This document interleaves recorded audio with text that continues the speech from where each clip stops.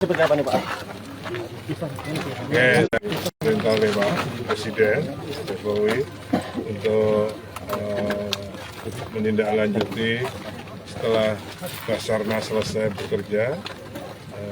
Kemarin teman-teman kami di bawah Ibu Irene ya? Iya. Irene itu melakukan tanggap darurat. Nah, sekarang kita akan melaksanakan yang semi permanen dulu, ya, tapi yang lebih baik dari darurat itu ada 4 hal. Okay. Pertama, kita menyiapkan alur material atau alur alur apa namanya? Bukan lahar dingin, tapi alur material, ya, yang lewat sebagai banjir bandang itu. Ya. Kita lihat tadi alur awalnya di sana. Tapi kalau yang namanya banjir bandang itu bukan kayak air. Kalau air dia bisa ngikutin Jalur. topografi. Tapi kalau dia dengan massa, dengan di dalamnya ada koloid, ada pasir, lumpur, kerikil, batu besar, dia sudah nggak bisa lagi mengikuti topografi. Dia terjang lurus, okay? Karena ada massanya itu. Makanya dia nerjang ini, hidroliknya air. Ya? Nah, untuk itu kita tangani 2. Pertama untuk alur yang bisa awalnya ada di sana, itu sudah segera kita lakukan mulai minggu-minggu ini sudah mulai kita kerjakan. Saya atas rekomendasi Pak Bupati dan Pak Wali Kota, kita nanti akan menunjuk penyedia jasa lokal di sini untuk bisa mengerjakan itu. Okay. Yang kedua, mendesain ini untuk juga sebagai jalur material tadi. Ya, ini tadi yang saya bilang, kalau masih air dia masih bisa ikutin. Tapi kalau udah material, bus kayak kereta cepat, bus. Ya. Ini kan kita coba desain, kita kerjakan. Yang 2. 3, kita butuh kira-kira 20 sabodam. Ini pulau Ternate ada 15 sungai. Yang di bagian utara, ya, kita sudah ada 22 sabodam. Tapi yang sebelah selatan ini belum ada, kita sudah mau desain 20 sabodam. Seperti hanya yang Sumatera Barat yang kena Galodo, langsung kita bangun sekitar 56 sabodam. Ini butuh 20 sabodam minimal. Ini yang akan kita desain pada sampai akhir tahun ini. Kemudian yang keempat, relokasi penduduk. Ada 49 yang mau direlokasi, plus sekolah, plus musola. Akan kita bangunkan, tanahnya sudah disiapkan oleh Pak Wali Kota. Untuk bangunan relokasinya sendiri Pak, kapan kira-kira?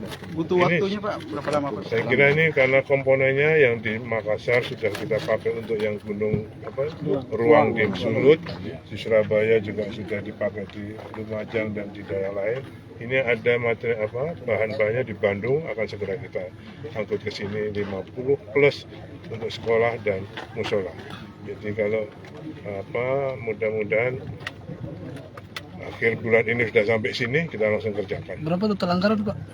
Pak, anggaran untuk dikucurkan berapa Pak? Ini kalau namanya bencana alam itu kita ada.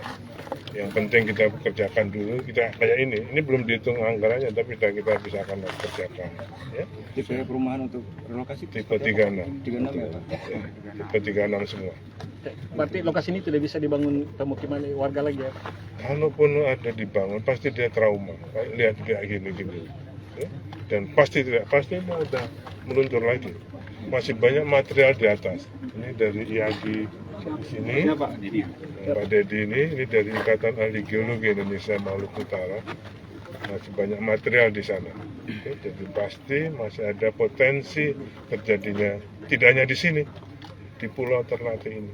Makanya harus ada sabu-sabu dan Bronjong juga Pak ya dibuat? Kalau bronjong ini karena batunya segini-gini, kena bronjong pasti putus bronjongnya. Ya, kawatnya pasti putus. Jadi kita pakai material itu sendiri, kita pakai sebagai konstruksinya. Berarti Pak, untuk 20 sabodam itu bukan satu titik saja, tapi terbagi di semua sungai Pak? Sungai. Bagian selatan. Yang utara kita sudah ada 22 dam. Masing-masing sungai minimal 2 sabu. Oke? Oke. Terima kasih Pak, untuk penanganan di Kobe Lelilo sendiri, Apa itu? kalau untuk Ini beda. Kabupaten Halmahera Tengah, Bu. Nanti kita akan lihat ke sana. yang mau Yang Ini beda. kami di sini kan ditemenin Bu ini Komisi 5. Ini bos saya. Ini bukan gocekan, ini terus serius ini. Beliau bos saya mengatur, mengawasi program dan pelaksanaan di Kementerian PUPR. Banyak beliau. Tanya. Ya, Bu, Tadi apa? Untuk DPR sendiri, Bu. Ya.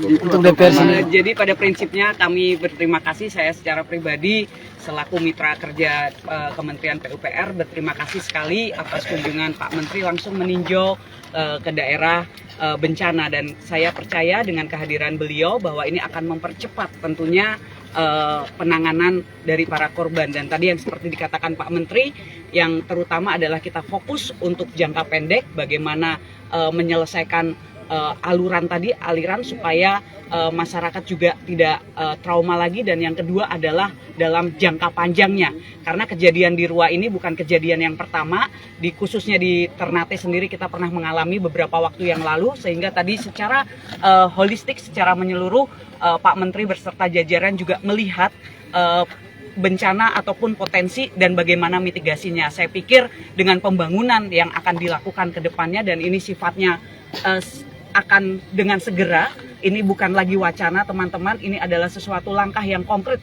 yang dilakukan oleh Kementerian PUPR untuk membantu kita, masyarakat Ternate. Jadi harapan saya juga masyarakat turut mendukung.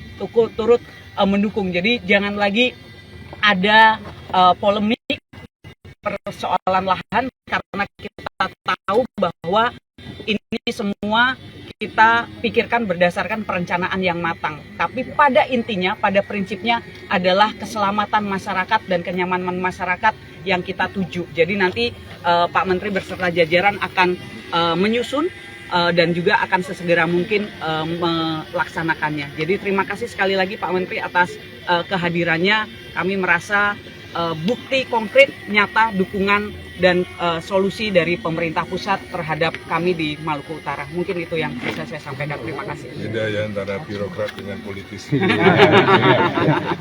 Tapi kolaborasi yang bikin kuat ya kan. Jadi makasih ya teman-teman ya. Kemarin kan kunjungan kemarin jadi real, bukan wacana lagi. Makasih Pak. Download Tribun X sekarang. Menghadirkan lokal menjadi Indonesia.